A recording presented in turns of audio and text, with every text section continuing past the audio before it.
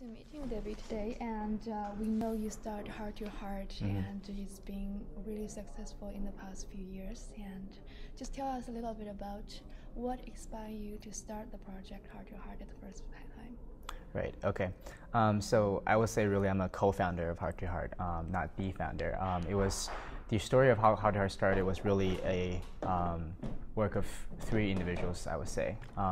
So Heart2Heart was originally started in Shenzhen, China, when Marco Chen and Tom Huang, a student from WPGA, joined in to do a fundraiser in Shenzhen because they wanted to donate some money to the province of Guizhou. At that time, I was a student at St. George's in my senior year, grade 12, and I was ready to start my own organization, also a trade organization. So Marco was my neighbor at the boarding house. I was a boarder, and Marco was a boarder as well. And he approached me about joining Heart2Heart and do this together, as opposed to start two separate charity organizations in our school. And that made a lot of sense. So we decided to join our efforts and do this together. And there, Heart2Heart was born in Vancouver, inside St. George's School. The inspiration really came from the fact that, I was about to, we're all getting to grade 11s and grade 12s. We were about to leave the city. We to go pursue our university degrees. And we wanted to leave something here. We wanted to create an impact of some sort. You can almost see it as like a senior project where we wanted to do something different, unconventional, and something that would make an impact not only for other people but also for ourselves as well. Okay. Yeah. Why are you choosing to help the kids in the rural area in China, though? So China is kind of where all three of us were from, and we all had a lot of cultural ties and personal ties to China. And we've never been to, we all came from like first, second tier cities, so it was very seldom that we went to kind of the rural areas of China. A lot of times you think China has this rapid economic development, and it's like becoming a economic superpower. At the same time, though, a lot of people don't see that there's a lot of areas in China still under poverty conditions. And so when we went to Guizhou for the first time, that was really to explore things, to see what it's like and whether or not it was worth to donate over there, because we've all heard that places like Guizhou is very poor. So when we actually went there to check it out with our own eyes, we saw how poor it was firsthand. And from then onwards, we really had the drive and the passion to go after this project. I mean, Marco was telling me how his entire spending habits, or me personally, our spending habit would change after a trip like that, because you see poverty firsthand and you realize how difficult it is for them to survive. Yeah. I know mainly you're helping the kids building the schools right now, but in the future we're thinking maybe help them with their health and like living condition, even building village for them. Is that possible, or is something you think about in the future to do? I would say that Heart2Heart's mission right now is really focusing exclusively on education opportunities, simply because it is something that is related to students over here in Vancouver. We're students and we're helping out other students. And with the fact that we are oceans apart, it might be very difficult for us to actually want to get hands-on to build a village, build the roads for them. We did think about that with our past projects, but it became more complex if we wanted to get on that side of things. Because in China it's a mature system where a lot of people donate schools, but there's not a lot of examples where people donated roads or villages. So I think for now we're focusing on schools exclusively and education supplies, and then what we might expand into is to get more teachers, because that's something that they're lacking. In virtually every single place where they've donated a school, it doesn't mean that they're automatically going to become functional schools. They also need to have teachers. So the next step would be to get the teachers there and make sure the kids actually get an education as opposed to just the school itself, like a shelter. Right? When you're talking about getting more teachers, do you have any practical thinking how you're going to get them? Is any students from locally BC going to go over there teach the kids, or you'll help them locally in China? Yeah, so I think right now we're thinking about potentially partnering with other organizations that already do that type of supplying teachers to rural villages to teach. So they would have a more mature system or processes to do all of that. Because we have only been founded in Vancouver and only had operations in Vancouver, it probably would be a lot of liability if we wanted to facilitate the whole process of getting teachers over there. Yeah. The reason I mentioned about why you guys may be thinking about building the roads or help them with living condition is I actually watched the YouTube video. Right, we saw the road. Reconnect. Yeah. I saw the road, and maybe talk to us a little bit. How's your second visit to Xiaogaoshan after you guys helped them build the school? Right. Okay. Actually, that was my fourth visit to Xiaogaoshan. Sorry. Yeah. The middle two, we didn't make a video when we went there.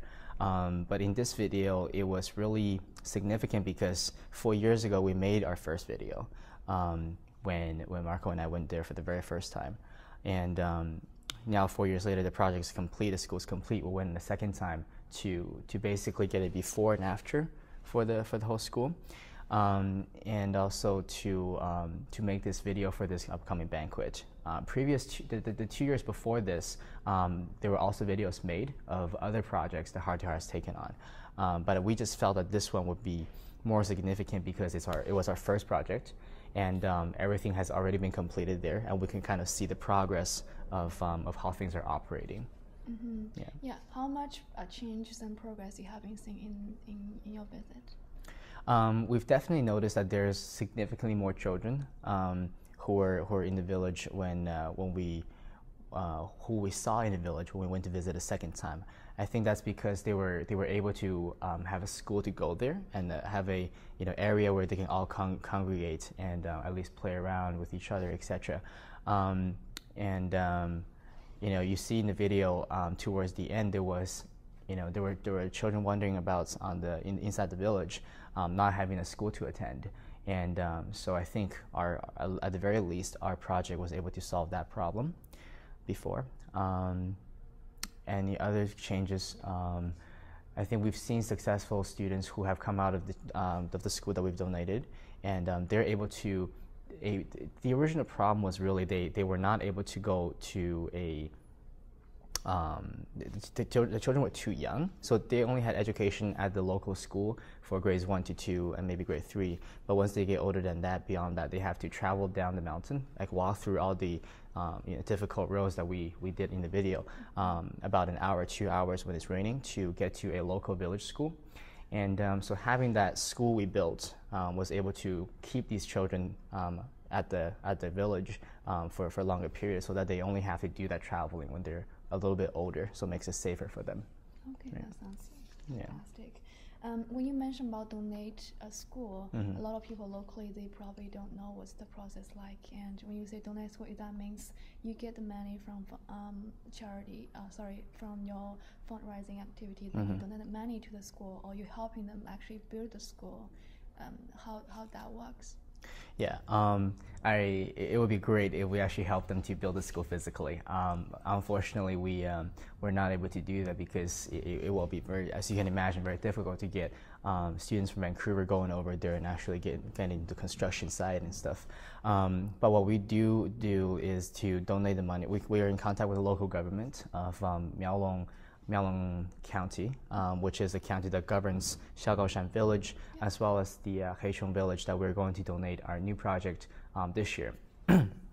So the local town's government officials, we've been dealing with them for about 5 years now, and we've developed a very good relationship with them. And every time we go visit, they make sure to take us to the village, to pick us up from the airport, and to basically ensure that the whole trip is smooth.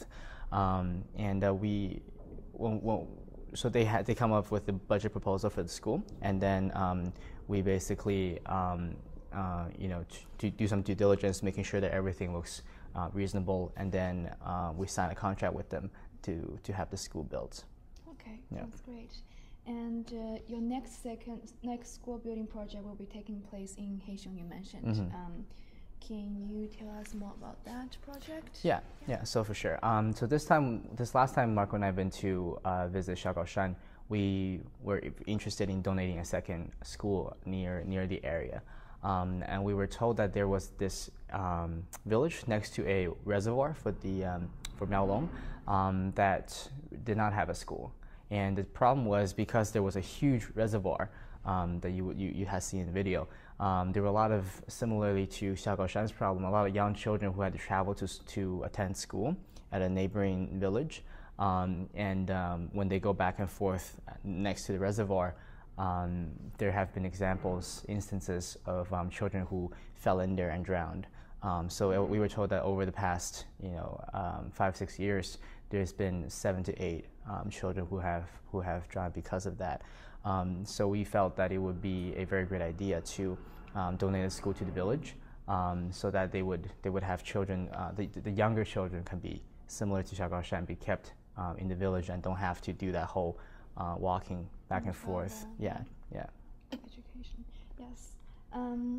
Let's talk about your previous annual fundraising activity on the May 3rd. May 3rd, yep. Yeah, in River Rock. I know you guys raised about $100,000. Tell us about that project. What are the highlights? Right. So the night was May 3rd, and really the highlights was, I guess we did our first fundraiser back in 2007. So this was our 5th annual event. We've gotten a little bit more experience than we were at first. The first year, I remember it was very difficult to get people to come because they had never heard about Heart2Heart before.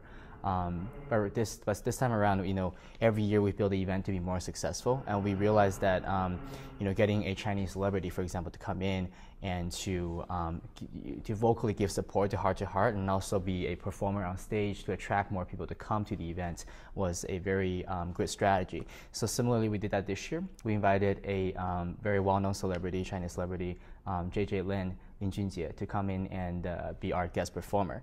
And that was a huge success.